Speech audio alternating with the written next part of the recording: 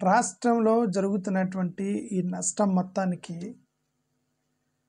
చంద్రబాబు నాయుడు గారి ప్రభుత్వం ఒక్కటే కాదు, కేంద్ర ప్రభుత్వం కూడా దీనికి బాధ్యత వహించాలి. ఎందుకంటే 2 రీజన్స్. నెంబర్ 1, ఆంధ్రప్రదేశ్లో టీడీపీ గవర్నమెంట్ కాదు, ఎన్డీఏ గవర్నమెంట్ నడుస్తుంది.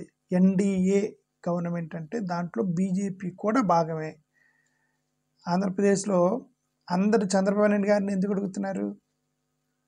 చంద్రబాబు నాయుడు గారు ఒక్కరిని ఎందుకు ప్రశ్నిస్తున్నారు? పవన్ కళ్యాణ్ ఎందుకు ప్రశ్నించట్లేదు? ముఖ్యంగా పురంధేశ్వరి గారిని ఎందుకు ప్రశ్నించట్లేదు? They are also part and parcel of government కదా. బీజేపీ గవర్నమెంట్ కూడా ఉంది. ఆంధ్రప్రదేశ్లో ఎన్డీఏ గవర్నమెంట్, టీడీపీ గవర్నమెంట్ కాదు కదా. మరి ఎన్డీఏ గవర్నమెంట్ ఉన్నప్పుడు మరి బీజేపీ వాళ్ళు రెస్పాన్సిబిలిటీ తీసుకోరా? జనసేన వాళ్ళు రెస్పాన్సిబిలిటీ తీసుకోరా?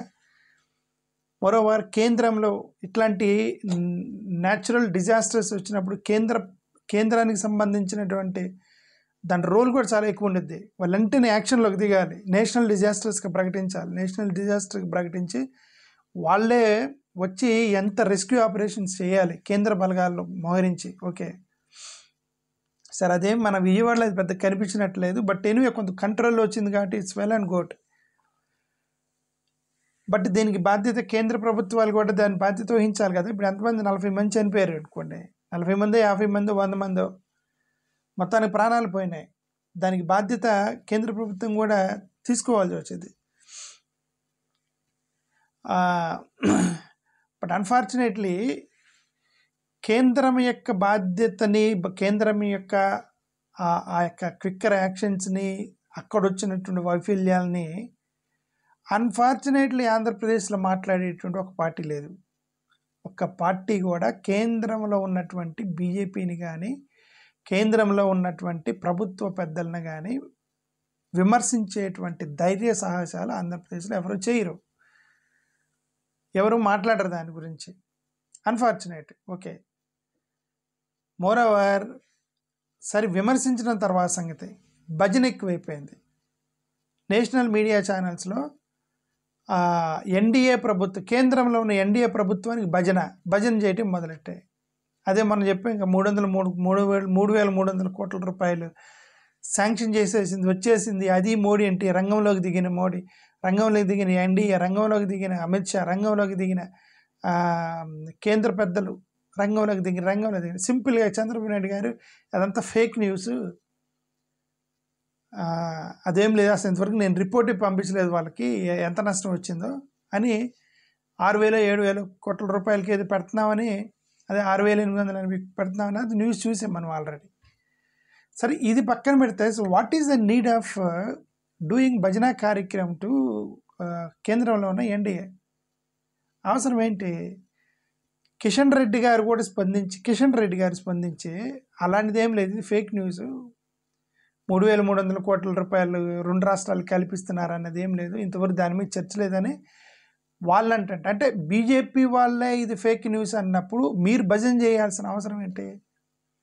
వీళ్ళెందుకు భజన కార్యక్రమం చేస్తున్నారు బీజేపీని?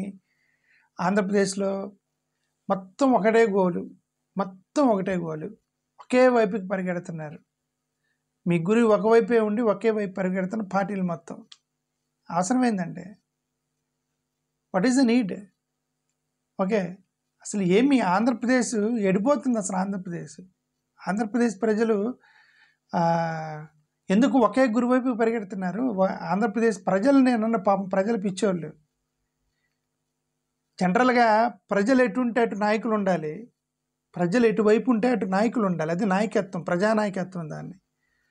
ఇప్పుడు అన్ఫార్చునేట్లీ ఆంధ్రప్రదేశ్లో ఏంటంటే నాయకుడు ఎటువైపు ఉంటే ప్రజలు ఎటు మూవ్ అవుతున్నారు.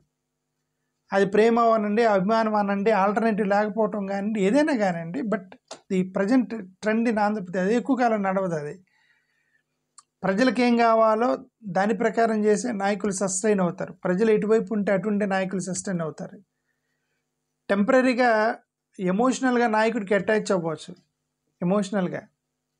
But there is a time where the leader has to change according to the people will not go where ever leader goes.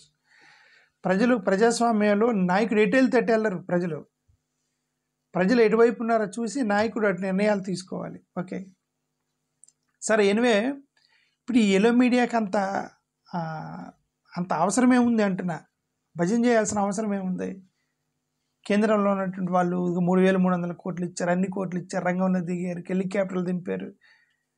దింపితే మరి ఏంది ఇదంతా? ఎందుకు ఈ నష్టం అంతా? ఏంటి జరిగిందంతా? ఏంది?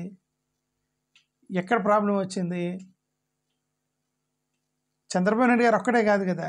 చంద్రబాబు నాయుడు గారు, పవన్ కళ్యాణ్ గారు, భువనేశ్వరి గారు, పురంధేశ్వరి గారు, సారీ నాట్ భువనేశ్వరి గారు, పురంధేశ్వరి గారు, వీళ్ళు ముగ్గురు కాకుండా కేంద్రంలో ఉన్నటువంటి కేంద్ర ప్రభుత్వం కూడా బాధ్యతే కదా, వహించాలి కదా. కేంద్ర ప్రభుత్వానికి రెస్పాన్సిబిలిటీ ఉంది కదా దీనికి.